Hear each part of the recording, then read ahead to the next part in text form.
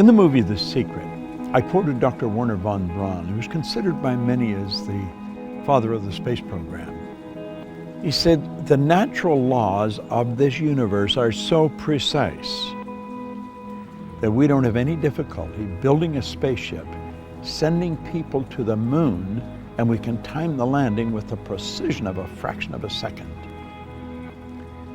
He also said these laws must have been set by someone. And you know, it's strange. It's not that long ago when science and religion were really considered antagonistic. That's not so today. It's looked at it now, one studying the cause and the other studying the effect. And von Braun said, after studying the spectacular mysteries of the cosmos for many years, he had arrived at the firm conviction that there is a God. I see the laws as God's modus operandi. It's how everything happens.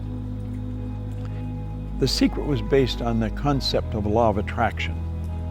And because the movie went viral, it was all over the world, everyone everywhere was talking about the law of attraction. People writing books on it that don't really understand it, people speaking on it that many of them advertise their ignorance when they talk about it. I'm of the conclusion that attraction is not really understood in any depth by most people. Now, I've studied this every day for 50-some years. And I can assure you, attraction is a law, but it's a secondary law. The primary law is the law of vibration. The law of vibration is one of the basic laws of the universe. It decrees that everything moves, nothing rests. We literally live in an ocean of motion. Do you know that everything is an expression of the same thing? The leaves, the tree, the cement, the body, the clothes. It's all energy at a different rate of vibration. You see, your body is a molecular structure in a very high speed of vibration. Your brain is an electronic switching station. Your brain does not think, but you think with your brain. There's a difference. As you activate brain cells, you set up a vibration in your body. For me to just move my hand like that, I had to activate brain cells or my hand wouldn't have done it. If a person's had a stroke, where the blood just stops going to a section of the brain, those brain cells become dead. The movement in the body, in that part of the body that is controlled by those cells, stops. Vibration is something that must be understood if you're going to take control of your health. It must be understood if you're going to take control of your relationships. It must be understood if you want to become wealthy. And if you want to really master the art of selling, vibration is an essential. You've got to understand it. And yet almost all the sales training programs that are done worldwide have nothing about the law of vibration in them. As Robert Louis Stevenson said, everybody's selling. You're selling an idea, a product, or a service. And it's true. The teacher's selling the student. The parent's selling the child selling the parent. Well, what do we mean selling? Well, the professional salesperson understands that selling is doing something for someone, not to someone. And the professional will sit down and they will get to know the prospect. They will find as much about the prospect as they can. They'll have permission to ask the prospect questions. They'll gather a lot of information and they find out where the prospect wants to go, what they want to accomplish. They mentally get on the prospect's frequency and help the prospect go to where they want to go. My old mentor called that empathy-ego balance, where you're able to get into the other person's mind and see the world from where they see it. Get on their frequency, get in their vibration. The vibration you're in is going to dictate what you attract into your life.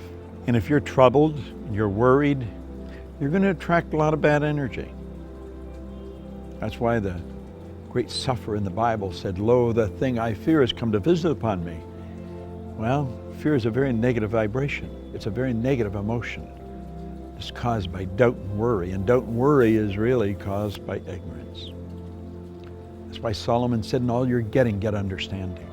What do we want to understand? I think we want to understand the laws that govern our being, the laws that govern our universe. And then we want to understand how to get in harmony with the law. Everything you want will come to you when you get in harmony with it. Vibration is essential to understand, but only one person, maybe 10, has any grasp of it at all. If you ask a person how they feel, what they're really telling you is their conscious awareness of the vibration they're in. If a person says, I just don't feel very well, that person's probably in a very negative vibration. A person said, I feel wonderful, they're in a very good vibration. If you're in a really good vibration and you're with a person that's very negative, you will not feel comfortable in their presence. Feeling, conscious awareness, vibration. You don't feel comfortable in their energy and you want to get away from them. Now, if you were negative and they're negative, you're going to come together. Misery loves company. See, these old sayings are all based on laws. It's hard to believe that two miserable people would be comfortable together, but if you understand they're both on the same frequency, they're both listening to the same music. You'll often hear a person that went for a walk in the woods. They said it was so pleasant. Why? The vibration of nature is perfect. That's why a walk in the woods leaves you feeling so good.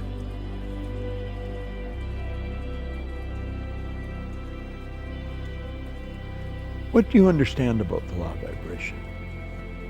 That's a good question to ask yourself. I'm going to give you a small exercise. The next time you're around a person that's complaining about anything, or that obviously it doesn't feel very well, start changing the subject. Start talking to them, about something good about them. Compliment them, but make it a sincere, merited compliment, not false praise. No flattery. Pick out something good that they do and slowly turn the subject around to that. Let them know how much you admire how well they do it. And you know something? Like that, their energy will change. You have caused them to change their vibration. Now, the beautiful truth about this, when you do it, you'll learn how to do it to yourself when you're not feeling very good. That's the beautiful truth. We are in control of how we feel. I was reading something by Viktor Frankl, the author of Man's Search for Meaning, a Viennese psychiatrist, spent the war years in a concentration camp. He said, in every situation, there is a space between the situation and how you respond to it. And in that space, you can decide how you're going to respond. Now, that space may only be a millisecond, but in that space, you can decide, are you going to react or are you going to respond? Think of it. In every situation, between the situation and your response, there is a space. And in that space, you can decide how you're going to respond. Vibration is something that I love studying.